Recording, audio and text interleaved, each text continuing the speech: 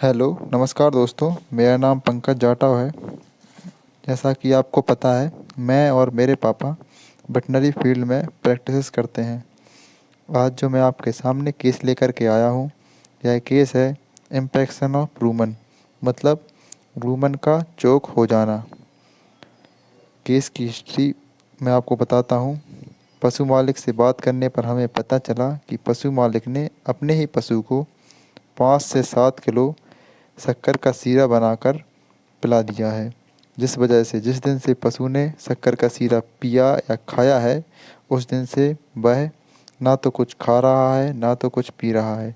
पिछले 2 दिन से इसका सिम्टोमेटिक ट्रीटमेंट चल रहा था, लेकिन कोई भी रिजल्ट ना मिलने की वजह से आज हम इस केस को स्टमक ट्यूब के द्वारा हल करेंगे।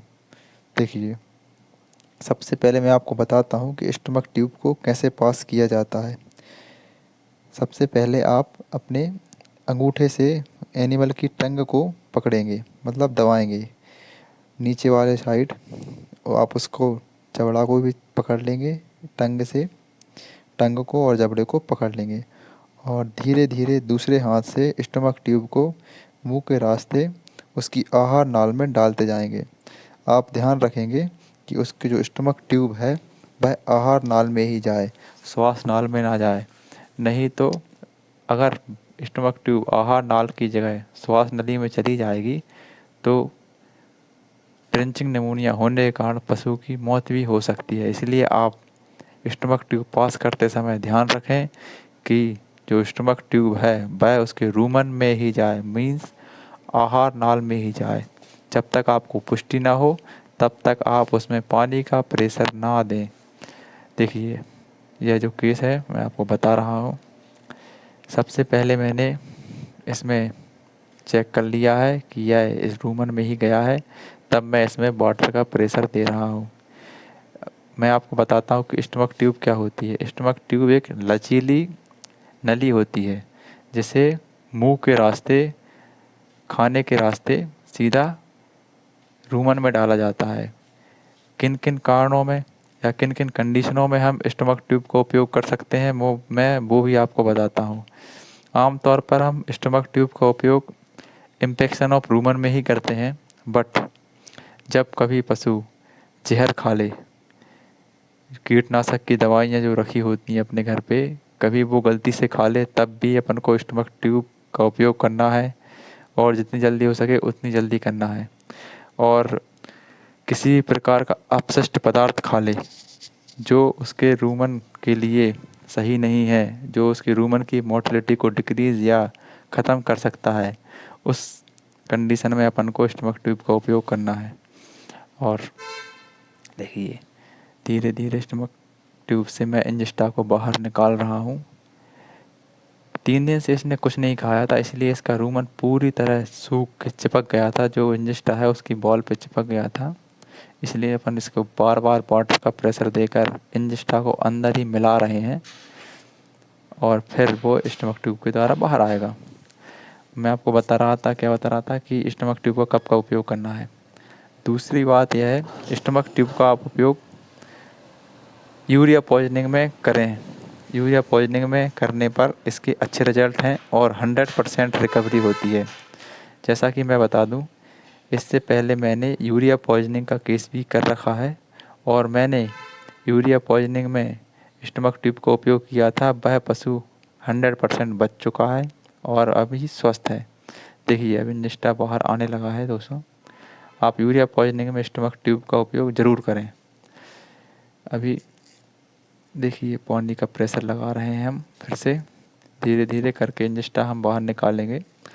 आज हम कम से कम इससे 150 किलो या 100 किलो इंजेस्टा को बाहर निकालेंगे, बार बार पानी का प्रेशर लगाकर, जिससे कि इसकी जो रौंथ है वो आ जाए।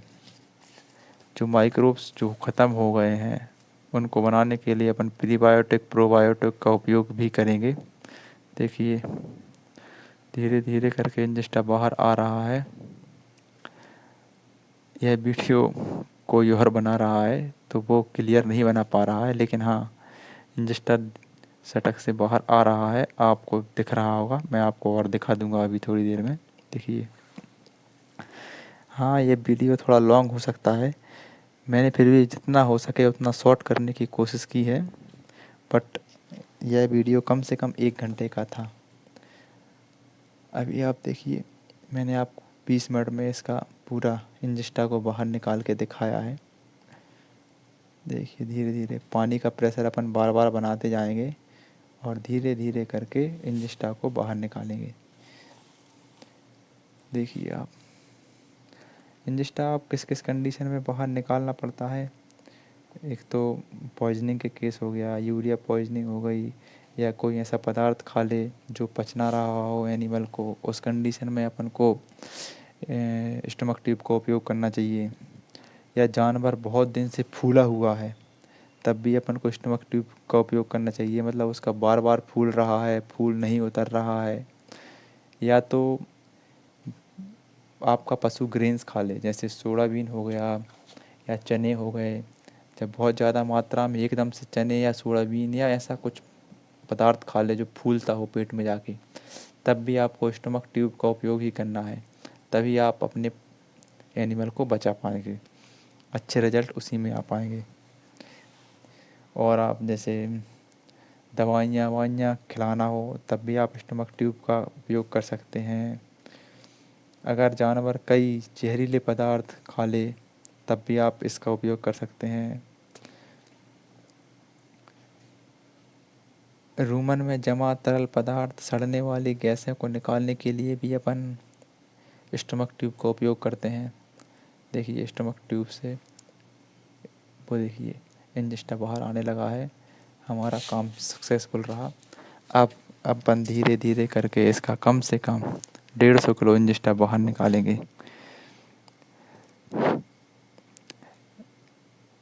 3 दिन तक इसका ट्रीटमेंट किया है मैंने, और अभी यह गाय स्वस्थ भी है आफ्टर स्टमक ट्यूब।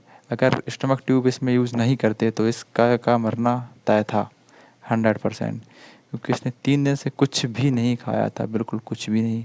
बट अभी यह खा रही है और स्वस्थ भी है। देखिए, अब मैं स्टमक ट्यूब को आपको दिखाऊंगा, थोड़ी देर में आपको इंजिस्टा दिखेगा।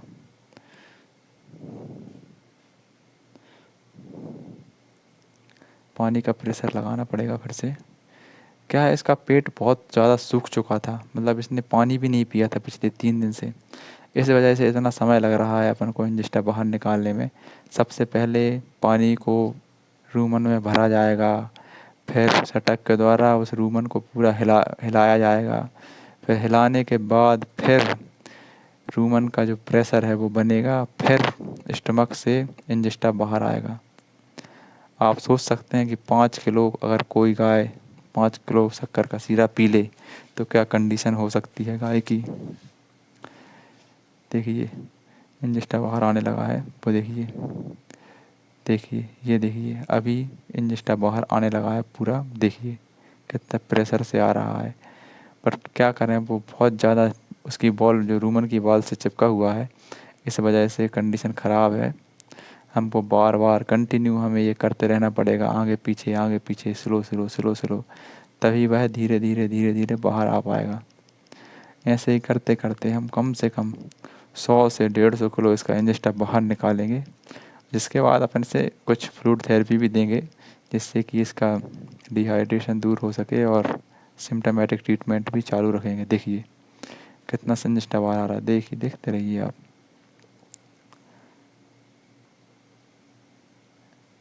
धीरे धीरे हमको स्टमक ट्यूब को स्लो स्लो उपयोग करना है, जिससे कि एनिमल को कोई भी परेशानी ना हो।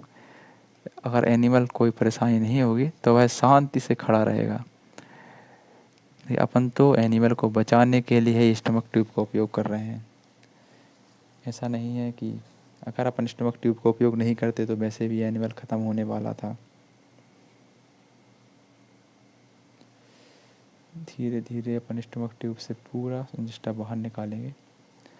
अब आपसे मैं गुजारिश करूँगा कि आप कभी भी अपने एनिमल्स को हद से ज़्यादा शक्कर का सीरा या शक्कर या कोई भी जो स्वीट प्रोडक्ट्स होते हैं वो ना दें, क्योंकि इनका जो रूमन होता है वह भूसे और चारे के लिए बना होता है, ना कि खाने के लिए। जो अपना फूड होता है वह इनको रूमन में जाकर टॉक्सिन्स प्रोड्यूस करता है, इस वजह से इन्हें बहुत समस्याएं होती हैं। तो आप इन्हें जितना हो सके चारा या दाना ही देने की कोशिश करें, ना कि फूड। देखिए, फिर से स्टमक ट्यूब में पानी पास करना पड़ेगा। यह बहुत कॉम्प्लिकेटेड रहता है। हमेशा एक बार अगर जानवर की भूख ख़त्म हो जाए तो उसको भूख में लाने के लिए भी अपन इसका उपयोग कर सकते हैं। जैसे एनिमल का बहुत दिन से बैठा हुआ है, ना उस कुछ खा रहा है ना कुछ वो पी रहा है, तब भी अपन उसको इसी कंडीशन में रख देते हैं कि इसका रूमन बंद हो गया होगा, या किसी कारण से अपन को पता नहीं है कुछ खा लिया हो उसने ऐसा, जिस वजह से इसके रूमन की मोटिलिटी ख़त्म हो गई हो। मोटिलिटी मीन्स रूमन्स में कुछ बैक्टीरिया पाए जाते हैं, गुड बैक्टीरिया, जो खाना को पचाने में हेल्प करते हैं। मिथेनोजेंस बैक्टीरिया बोलते हैं उसे, मिथेन गैस प्रोड्यूस करते हैं और बहुत सारी चीज़ें, पोएटाइल फैटी एसिड बनाते हैं और बहुत सारी चीज़ें रहती हैं जो टर्म एंड कंडीशंस अलग अलग, मतलब एक वेटेरियन के लिए बताना सही रहेगा, आप उसको नहीं समझ सकते। देखिए इंजेस्टा बाहर आ रहा है, देखिए कितने प्रेशर से आ रहा है। उसी दिन से इसने कुछ भी नहीं खाया है दोस्तों, कुछ भी नहीं। धीरे धीरे अपन इसको, मैंने 20 मिनट में ही इसका इंजेस्टा बाहर निकाला है। और वीडियो तो इसका बहुत लॉन्ग बना हुआ था, मतलब पहले भी था कुछ, बट मैंने 20 मिनट में इसको पूरा ख़त्म किया है निकाल के। देखिए कितना इंजेस्टा बाहर निकाल रहे हैं बार बार। अगर अपन इसमें पानी का प्रेशर नहीं देते तो इसका इंजेस्टा बाहर कभी नहीं आता। इससे पहले मैंने स्टमक ट्यूब का उपयोग यूरिया पॉइजनिंग में किया हुआ है। यूरिया पॉइजनिंग में जो है स्टमक ट्यूब से 100% रिकवरी हो जाती है। यूरिया पॉइजनिंग में 100% रिकवरी होती है, यह बात है। अगर समय पे हमें पता दिया जाए कि हाँ जानवर ने अभी यूरिया खाया है, और 10-15 मिनट 20 मिनट या 1 घंटे के अंदर में हम लोग जानवर के पास पहुंच जाएं, तो हम जानवर को बचा सकते हैं। इंजेस्टा बाहर, यूरिया पॉइजनिंग में इंजेस्टा बाहर निकालने के बाद आप उसे सिरका का उपयोग करें, सिरका पिलाएं, जिससे कि वह अच्छे से वर्क कर पाए। देखिए फिर से पानी का प्रेशर बनाया है हमने, धीरे धीरे करके इंजेस्टा बाहर निकाल रहे हैं।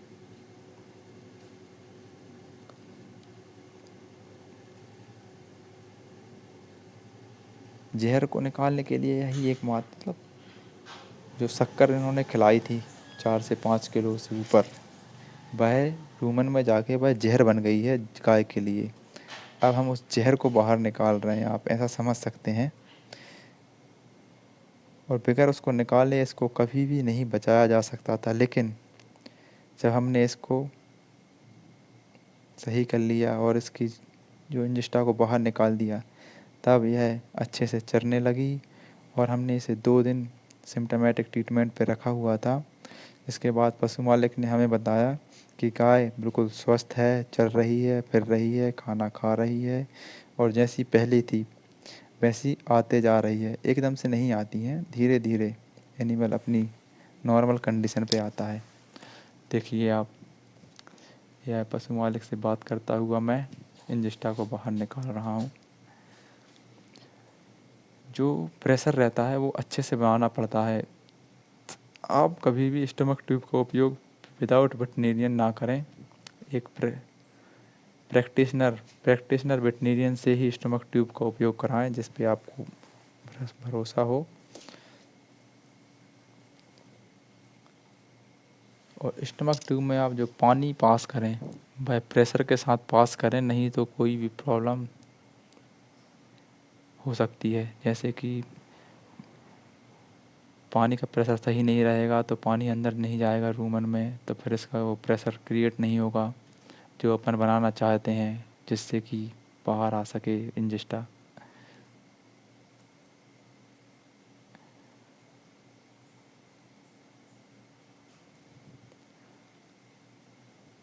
और आपको जब तक बिल्कुल कंफर्म ना हो जाए कि हाँ, यह हमें जो इंजेस्टा है, यह जो स्टमक ट्यूब है वो रूमन में ही है, तब तक आप पानी का प्रेशर ना दें। देखिए, बार बार पानी का प्रेशर देते जाएं और इंजेस्टा को बाहर निकालते जाएं।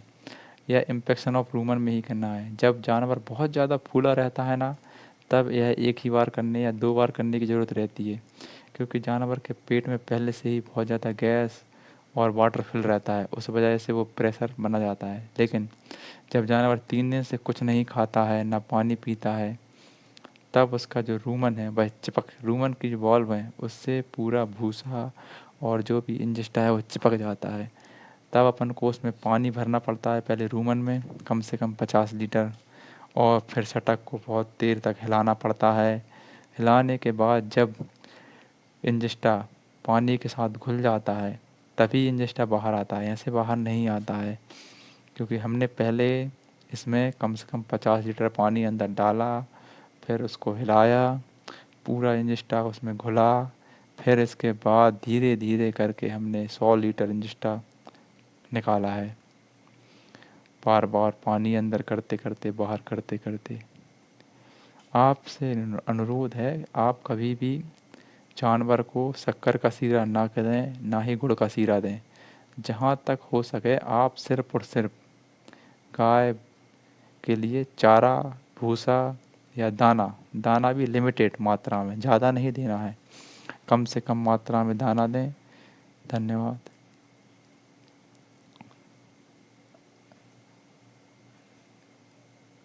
देखिए, अब बहुत ज़्यादा स्टमक ट्यूब से मैंने इंजेस्टा को बाहर निकाल लिया है। वो देखिए, वो अभी भी बाहर आ रहा है। अब मैं इसका पूरा इंजेस्टा तो बाहर नहीं निकाल सकता, कम से कम वो देखिए बनता रहेगा, भरता रहेगा, बनता रहेगा, लेकिन जितना हो सके टॉक्सिस बाहर आ चुका है। अब गाय सही हो जाना चाहिए मेरे हिसाब से, और गाय सही हो गई है। मैंने 2 दिन बाद इसको पता किया तो गाय बिल्कुल स्वस्थ थी, चल फिर रही थी, खाना खा रही थी, और सब कुछ, मतलब इसे कोई भी समस्या नहीं थी। 2 दिन बाद धीरे धीरे यह अपनी नॉर्मल कंडीशन पे लौट रही थी। देखिए,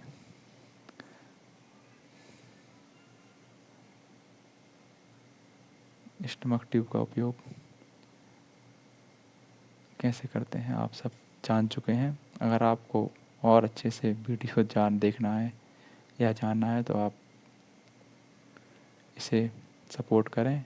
मैं और भी नए नए कीज़ के वीडियो बनाता रहूँगा और आपके लिए दिखाता रहूँगा। ये पानी का प्रेशर मैंने तभी लगाया था जब मुझे 100% विश्वास हो गया था कि हाँ, अब जो है रूमन में है ही है मेरा स्टमक ट्यूब, ना कि उसके श्वास नली में। ऐसे करके हिलाना पड़ता है और फिर प्रेशर बन जाता है। एक तो इनका पानी का प्रेशर अच्छा रहना चाहिए तो बहुत अच्छा रहता है, मगर पानी का प्रेशर जब अच्छा नहीं मिलता है तो बहुत सारी कंडीशनें ख़राब हो जाती हैं। धीरे धीरे पानी अंदर जाता है, धीरे धीरे पानी बाहर आता है, यह कंडीशन बनी रहती है। पहले यह कंडीशन, मतलब स्टमक ट्यूब पहले मेरी एरिया में कम ही लोग उपयोग करते थे, लेकिन अभी मैं स्टमक ट्यूब का उपयोग करके जितना ज़्यादा हो सके उतने ज़्यादा पशुओं की जान बचाने की कोशिश करूँगा।